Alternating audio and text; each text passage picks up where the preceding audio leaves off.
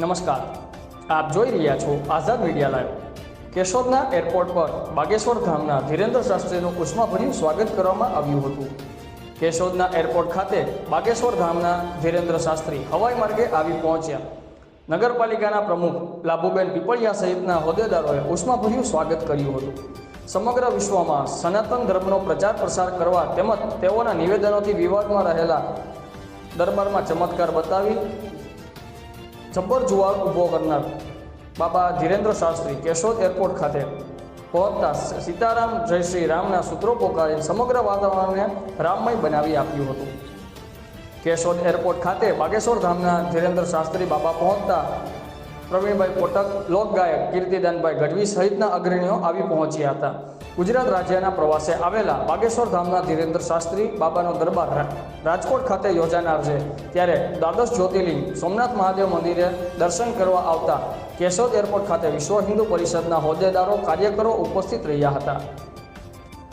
Keshod police દ્વારા પૂરતો બંદોબસ્ત ગોઠવવામાં આવ્યો હતો। કેશોદથી સોમનાથ કાર મારફતે રવાના થતા રસ્તામાં ભાવિકો બહોળી સંખ્યામાં દર્શનનો લાભ લેવા પણ ઊભા હતા। કેમેરામેન રાવલિયા મધુ સાથે રિપોર્ટર જગદીશભાઈ યાદવ, આઝાદ मीडिया लाइव, जूनागढ़। जय सोमनाथ। हम गिर सोमनाथ से नंदू भमर और आज यहाँ बाबा बागेश्वर धाम से धीरेंद्र शास्त्री जी आ रहे हैं, उनके स्वागत के लिए आए। और हम सबकी भावना है कि हिंदू राष्ट्र के नवनिर्माण में हम सब सनातन धर्म के जो मानने वाले हैं वो साथ मिलकर प्रयास करें, क्योंकि सनातन धर्म ही एक ऐसा धर्म है जो प्राणी मात्र के कल्याण के लिए सोचता है, जो किसी की हानि नहीं सोचता, जो सबका साथ सबका विकास हमारे प्रधानमंत्री जी कहते हैं, वो सही में देखें तो सनातन धर्म के ही संस्कार है।